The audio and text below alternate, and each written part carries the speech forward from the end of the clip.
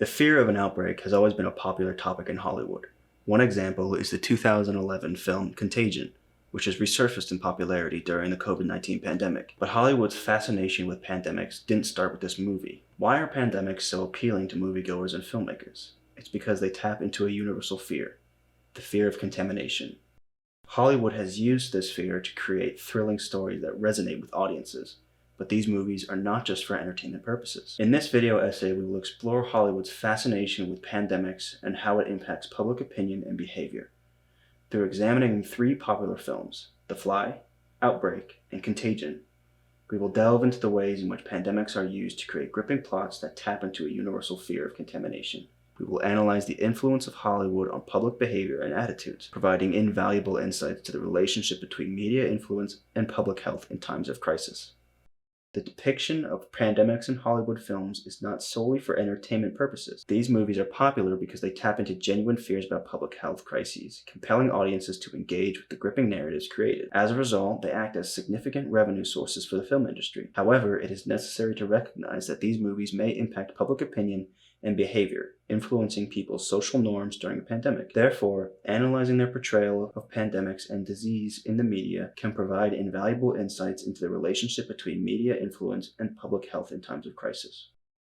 The Fly is a 1986 science fiction horror film about a scientist named Seth Brundle, who invents a teleportation device. However, during a drunken encounter with a journalist named Veronica Quaife, Brundle accidentally enters the telepod with a housefly, leading to a genetic fusion that transforms into a grotesque insect-human hybrid. The movie used the AIDS epidemic as context, tapping into fears surrounding a real-world public health crisis to create a compelling and terrifying narrative. The Fly was both a critical and commercial success, grossing over $60 million worldwide. It was praised for its grounded and realistic take on science fiction, and by avoiding a Hollywood ending, it resonated with audiences on a deeper level. The success of The Fly proves how creating probing and introspective movies can create a strong impact on society. Quote, "If you talk to horror fans or read horror forums, you'll see hundreds of anecdotal examples of people talking about how they use horror to cope with a variety of things, including anxiety, depression, and traumas that they have experienced." End quote. During the pandemic, studies showed that fans of horror movies reported feeling lower fear and anxiety related to the pandemic. In a 2003 journal titled AIDS, References in the Critical Reception of David Cronenberg, It May Not Be Such a Bad Disease After All, Ernest Mathias discussed how viewings of The Fly sparked conversations about the AIDS disease. Quote, "Film critics began to devote more attention to psychological connection between horror films and their cultural resonance. Science, the human body in crisis, dysfunctionality, and sexuality were rapidly becoming prime points of interest in this criticism.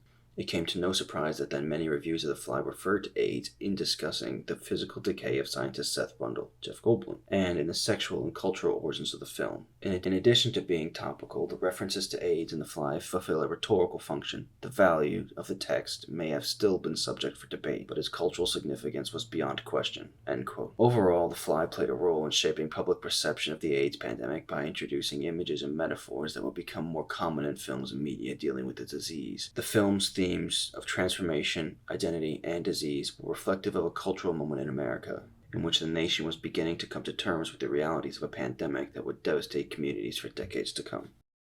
Our second example is Outbreak, made in 1995, a medical disaster film directed by Wolfgang Petersen. The plot follows a team of scientists racing against the clock to stop the spread of a deadly airborne virus that originated in a remote African village and has made its way to the United States. Although the movie is not based on a specific real-life event, it was influenced by the Ebola virus outbreak that occurred shortly before its release, tapping into public fears surrounding the infectious disease and highlighting the importance of preparedness and quick action in the face of a health crisis. After the release of the new movie Outbreak, it became an instant hit among moviegoers around the world. The movie ended up grossing over $189 million worldwide, and it was among the top box office earners for that year. This goes to show that society was already fascinated with the idea of a virus outbreak in a small town, and the success of the movie vindicated that sentiment. According to an article from the Los Angeles Times, these movies can offer a glimpse into the potential consequences of pandemics and outbreaks, and highlight the importance of public health measures. However, the article also notes that these movies can be anxiety-inducing, and it is important to balance their entertainment value with accurate information and public education. Overall, the article portrays pandemic movies as a double-edged sword. While they can be informative and raise awareness, they can also fuel panic and misinformation. The success of the movie Outbreak had an impact on how society perceived deadly viruses. The movie depicted a situation where a virus outbreak brought a small town to its knees,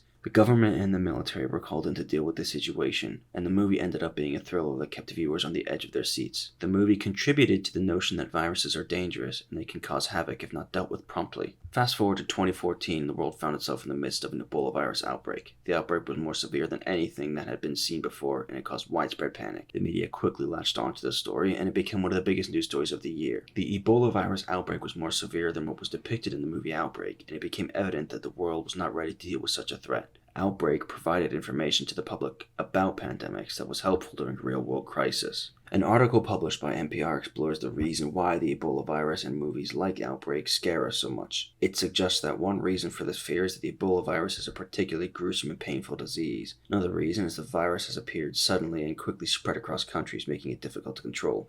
Additionally, people may fear the virus because of its connection to Africa, which is often viewed as an exotic and other place. There is also a concern about global outbreak and the potential for the virus to spread quickly due to modern transportation systems. Moreover, movies like Outbreak play into our fear and imaginations by portraying the virus as something that could happen to us. The article suggests that the power of the media in shaping public perceptions cannot be underestimated, and that in a way which the media portrays a disease can strongly influence the public response to it. Overall, the article suggests that the fear of Ebola and other diseases is based on a combination of tangible and intangible factors, including its severity, its rapid spread, its perceived foreignness, and the way in which it is presented in popular media. In the end, Outbreak made it onto the screen with a 1995 LA premiere and an after-party at Chasten's, where one guest was overheard to remark, "After seeing a movie like this, you kinda don't want to eat something that somebody else has touched."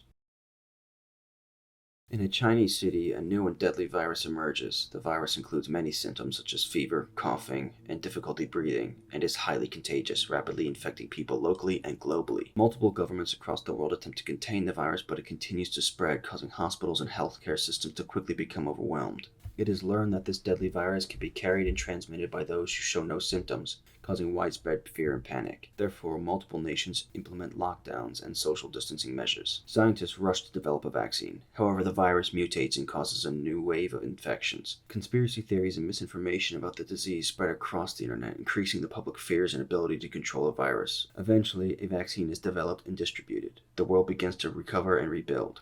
The timeline of events that was just presented may seem like a description of the plot of Steven Soderbergh's 2011 film Contagion. You would not be incorrect in thinking so. Additionally, however, the timeline can also be applied to the real-world events caused by the virus that we all know as COVID-19. Contagion was a box office success after its release in September of 2011, earning a hefty $136 million worldwide. Soderbergh's pandemic drama film also perfectly imitates a real-life pandemic that would not see its first infected patient until nearly a decade after the film's release. As you can probably guess, with the growing popularity of streaming services at the time, and people being stuck at home during a nationwide lockdown, Contagion had huge cultural resurgence during the pandemic. According to a March 2020 article in the New York Times, quote, "The film was listed as number 270 among catalog titles at the end of December. Since the start of 2020, it has jumped to second," end quote. The film's resurgence allowed for new and frankly more relevant conversation to be had about the film. The public had many different opinions. This tweet gives praise to the thoughtful construction of the film. This article from the Fast Company explains why rewatching the film might be a more dreadful experience. This Vox article advocates for the watching of Contagion, but not because of its accurate depiction of viral diseases, but rather its subplot of viral misinformation spread by skeptics. Dozens of articles about the similarities and differences between the film's disease and COVID-19 can be found online, written from the likes of qualified scientists to average Joes. In the aforementioned New York Times article, Contagion's head scriptwriter, Scott Z. Burns, spoke about his thoughts in relation to the film and the COVID-19 pandemic. Quote, "These viruses are tracer bullets through our society," he said. "They illuminate a lot of problems that we have. One of the things I didn't anticipate was that we would have an issue with how truthful and on top of things our administration would be. I remember being most concerned that the spread of misinformation could be as prolific and dangerous as the virus. I'm alarmed when people choose to ask a screenwriter for advice rather than a doctor," end quote.